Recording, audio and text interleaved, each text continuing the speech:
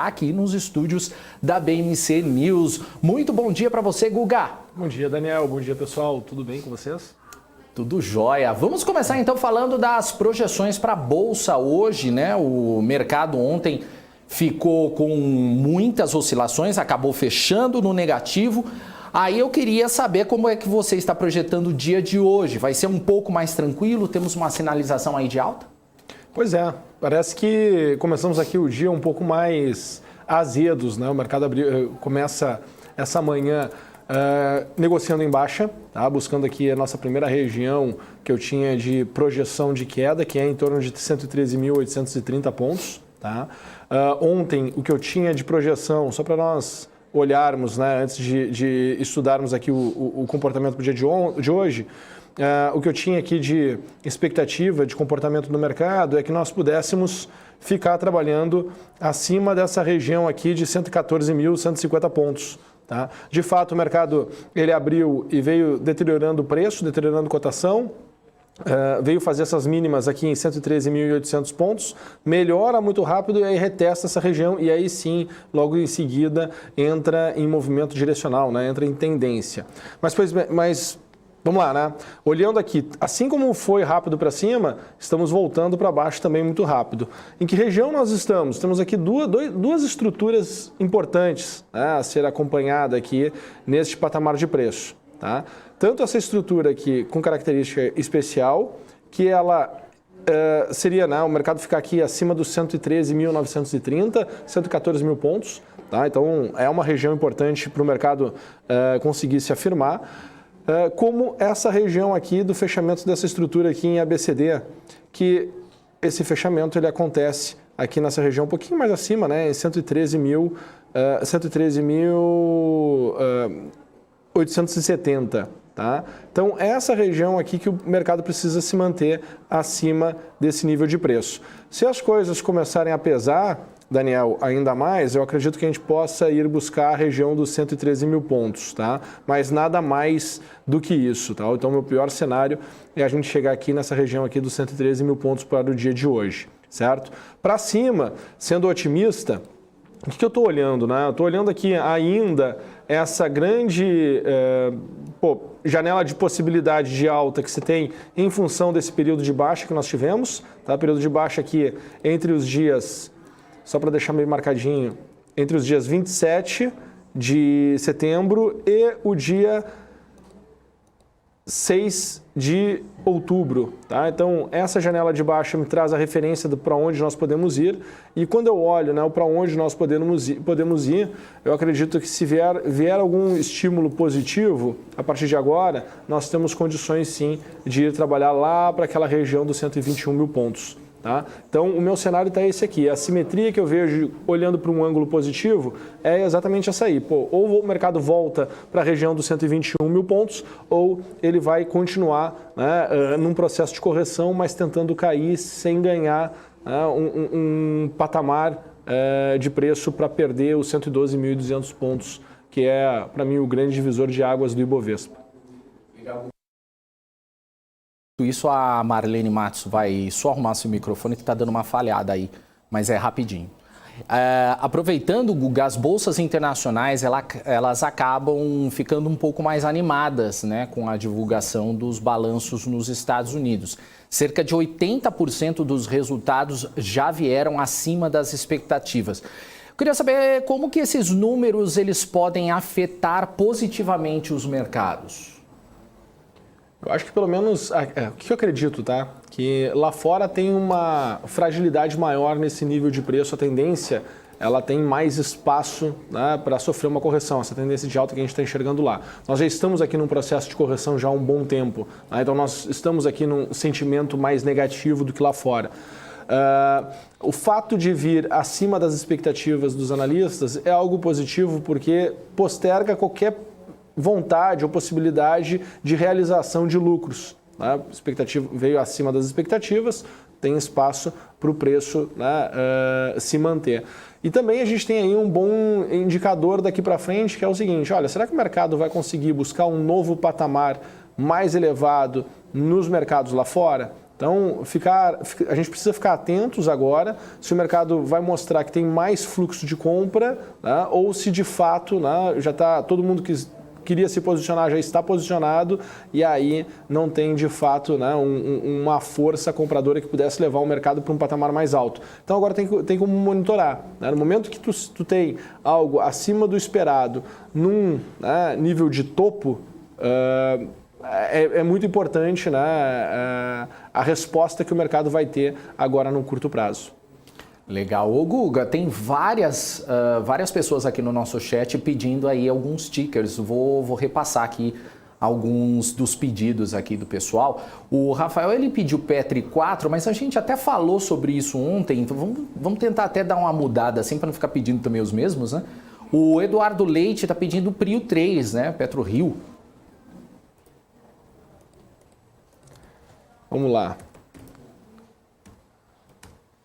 Olhar Prio 3, sair um pouco no tempo gráfico, né, para que a gente possa interpretar um movimento mais longo de Prio 3. Tá? O que está acontecendo com o ativo? Né? Em que nível de preço nós estamos? Nota essa movimentação aqui. Deixa eu só... Escala logarítmica, está tudo certinho. Bom, onde nós estamos aqui em Prio 3? Essa aqui é a nossa base de referência para poder calcular a movimentação de alta. Tá? Então, a nossa base de referência é aqui entre o dia 7 de julho e 17 de agosto, tá? Desse ano de 2021. Essa é a nossa referência. Foi uma movimentação que se teve aqui de Prio 3, onde se teve uma desvalorização em torno de 26%. Tá? Então, foi a última grande desvalorização que nós tivemos em Prio 3. Nota que nós, depois, ao longo dessa desvalorização, né, a última etapa aqui, nós tivemos aqui um período de resposta muito boa, né, em relação à tendência de baixa que estava tendo ali, uma resposta de 12%, depois, sim, o mercado teve uma resposta um pouco mais intensa, de 18%, e aí não teve força de continuar a movimentação de baixa, a tendência de baixa. E aí, a partir daqui, né, criou-se um contexto, um cenário onde o mercado poderia entrar em tendência, de fato. E foi o que exatamente aconteceu. Né? Depois disso, o mercado entrou em tendência e aí teve uma valorização bem expressiva. Valorização que chegou a ser de 66% em 26 dias. Tá? Então, quando a gente olha, né, para essa valorização aqui de curto prazo, nesse período de tempo, o que eu estou acreditando é que tem uma grande chance de ficar aqui entre 26,45 e 29,65. Tá? Eu acredito que essa é a região onde nós vamos enxergar aqui Prio se mantendo. Tá? Nós tivemos aí, querendo ou não, de ontem para hoje, um pequeno escorregão ali em relação ao petróleo, que estava 66, 86, veio para 84 dólares. Né? Isso gerou aqui um pouquinho de ajuste, de correção aqui em Prio, mas o que eu estou acreditando é que a gente tende a ficar aqui nesse nível de preço. E, havendo um estímulo novo positivo, o próximo grande rally de alta que eu consigo enxergar aqui para Prio seria para ir buscar a região de R$ 35,70. Tá? Então, essa é a minha visão para Prio 3. Legal, Guga. E também tem o Gunter, tá pedindo aqui Elet 6, Eletrobras. Legal. Vamos lá, vamos estudar Elet 6 então. Olhando o comportamento aqui de Elet, tá? Nosso último grande movimento que nós tínhamos tido aqui em Elet foi exatamente esse aqui, onde nossa perna, né, que servia como referência para poder medir toda a movimentação de alta, ela foi esse período aqui entre o dia 6 de agosto de 2020 e 5 de outubro de 2020. Tá? Então, essa é a base de movimentação que serve de referência para a projeção da alta. Quando a gente olha aqui para a projeção da alta, chegou lá naquela região de 1,68. Tá? Nesse nível de preço, nota que mudou, né, a configuração do mercado, ele que estava em tendência, ele entra num período aqui onde ele aumenta a volatilidade, tá? E aí entra num processo de correção. Tá? Dentro desse processo de correção, eu preciso entender o que está acontecendo até então aqui no mercado. Então, vou fazer a medição dessa perna, dessa movimentação aqui de baixa. Tá? Nessa percepção aqui da movimentação de baixa, para mim tem dois níveis que são importantes. Esse nível de 50% e esse nível aqui de 70,7. Tá? Como o mercado fez toda essa movimentação em uma etapa só, eu acredito que a gente está fazendo aqui um movimento de repique, vai ter mais uma tentativa de buscar uma movimentação de baixa e aí depois sim que eu acredito que a gente vai ter uma janela interessante para buscar uma alta um pouco mais intensa. Nesse processo de repique, o que eu estou enxergando aqui como possibilidade de alta, tá? Para a gente poder entender. Estou enxergando aqui uma possibilidade de trabalhar aqui entre 41,85, tá? E 42,80.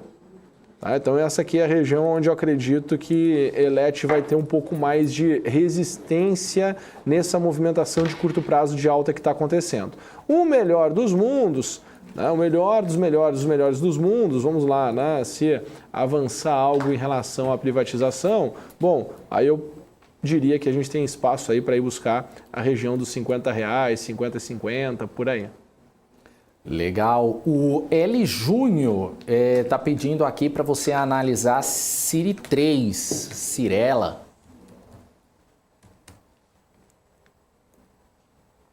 Vamos olhar aqui para a Cyrela, então. O que está acontecendo aqui com Cyrela? Tá? Também, né, acho que se nós olharmos desde o período aqui da queda, né, a maior queda motivada pelo Covid, que foi o início do ano de 2020, se nós interpretarmos esse movimento, ela fez todo o ciclo de alta e agora está fazendo todo um processo aqui de correção, toda uma movimentação num ciclo de baixa. Tá? O que eu preciso enxergar aqui primeiro? Aonde nós estamos dentro dessa baixa? Tá? Para mim, o pior cenário para a Cyrela era chegar aqui nessa região de R$ 16,40. Tá? Nota que quando a gente chegou aqui nesse patamar entre 18 e 17,50, tá? Quando a gente chegou aqui nesse patamar, que foi bem no dia 19 de agosto de 2021, tá? A gente começou a ter o quê? Uma resposta mais positiva de Cyrela. Tá? Então eu tenho aqui já uma sinalização de que, havendo uma melhora do mercado, nós temos uma grande chance de entrarmos numa tendência de alta em Cyrela. Tá? E eu acredito que num próximo rally de alta, Cyrela tem condições de chegar até R$ 22,80, R$ 23, pelo menos. Tá? Então, olhando para esse cenário, olhando para esse contexto, olhando para todo esse comportamento aqui, eu enxergo essa possibilidade. Tá? Eu acho que a gente tinha, se a gente for olhar, né, no curto prazo, acho que a gente tem um bom momento para que isso possa, né, se ter esse start e se ter esse rally, certo? Tem algumas questões aqui em relação à volatilidade, que ela ainda está um pouco alta, tá? Então o mercado, mesmo que ele consiga avançar, né, tem o risco de devolver todo esse movimento num curto espaço de tempo. Eu acho que é muito dentro de momento, né, do momento mesmo que se está aí em função de construção versus taxa de juros. Né? Também a gente entende que uma taxa de juros mais alta também tem um estímulo para se gerar mais crédito para financiar imóveis. Então, querendo ou não, ali na frente as coisas, né, tendem a fazer sentido e o preço tende a voltar a melhorar, e eu acredito que tem condições totais de ir para R$ 22,80 pelo menos. Tá? E aí depois tem outros cenários mais positivos. Mas esse primeiro movimento, tá, para ali, para esse patamar de preço, para mim faz todo sentido buscar uma estratégia e se posicionar buscando esse alvo aí no mercado. Bacana, Guga. Mais um aqui, então, o Reginaldo Camargo, ele está pedindo SLCE3, né, que é SLC agrícola, né? Exatamente. Vamos estudar aqui, então, SLC agrícola. É uma das queridinhas. Eu negociei bastante essa empresa em 2019 e 2020, Daniel. Oh, legal. E ela, de fato, né, ela teve aqui um grande rally, muito estimulada também pela questão de commodity, mas também pela grande gestão que essa companhia tem nesse setor, né? Não só na questão de plantio, mas também de manejo de área, manejo até mesmo da questão de negociação das fazendas em si, né? Como ela trabalha essas questões todas dentro da operação dela. E olhando para este momento, tá, eu consigo enxergar que o ciclo aqui está encerrado, o ciclo de baixa, e essa movimentação de alta de curto prazo, quando eu olho para ela, ó, nós estamos aqui com essa estrutura aqui de preço trabalhando. Ó, Essa estrutura aqui de preço é que está dominando o momento do mercado. Nós tivemos aqui um movimento até 50%, então a primeira região de resistência, de fato, é essa região aqui de 49,40, tá? Que é na região aqui de 70%, que é a primeira derivada. A segunda derivada, lá na região de 52,30, e acima desse nível de preço, bom, a SLC tende a pegar novamente tendência de alta, mas muito forte, e aí, quem sabe, ir buscar a região de R$ 66. Legal. Ô Guga, para encerrar então, mais uma então, só para encerrar por causa do horário também, né? O Gunter está aqui, tá pedindo JHSF. Vamos lá, vamos estudar JHSF. JHSF3. O que está acontecendo? Olha que interessante, né? Logo ao abrir aqui o gráfico, eu consigo perceber que rapidamente, né, essa movimentação em cima dos dois últimos fundos de JHSF, e olha como o meu indicador ele já está apresentando, né, uma tendência de que está invertendo, né, o momento de JHSF. Eu consigo perceber aqui pela divergência de fundo e consigo também perceber pela amplitude que nós tivemos aqui em relação, do indicador em relação à média neste momento e depois neste momento aqui de baixo. Tá? Então, são duas sinalizações bem interessantes, uma vez que a gente vem aí em tendência de baixa, em JHSF, desde o dia 6 de agosto. Tá? Então, vem em tendência de baixa, então tem sinais aqui bem interessantes, bem fortes, de uma mudança de tendência, né? Uma inversão aqui da tendência de baixo para entrarmos numa tendência de alta. E aí eu acredito que tem aqui espaço para ir buscar a região de 6,90, tá? A 7,26, certo? Nesse rally de alta. E aí depois, quem sabe, bater a região de R$ 8,00 e, no melhor dos mundos, ir buscar R$ 9,40. Legal, então, Guga. Eu acho que é isso, então, para a gente finalizar, então, esta terça-feira aqui no Pre-Market. Dá seu recadinho, então, do dia. Pessoal, eu gostei muito do movimento do mercado no dia de ontem. Me animou bastante a parte da tarde. E depois de todos esses 3 meses aí de correção da Bolsa, estou muito focado em buscar, né, as minhas compras e, quem sabe, ter aí um último trimestre de 2021 positivo. Tá? Então, como vocês já me conhecem, né, eu sou um otimista com o dedo no gatilho, sempre com muita estratégia, com paciência, né, e se por acaso as coisas não derem certo, saber, né, aonde sair e transformar, né, o capital novamente em liquidez para pegar uma oportunidade em um momento melhor. Beleza, Guga. Valeu. Um abraço para você. Até amanhã. Um abraço. Até amanhã.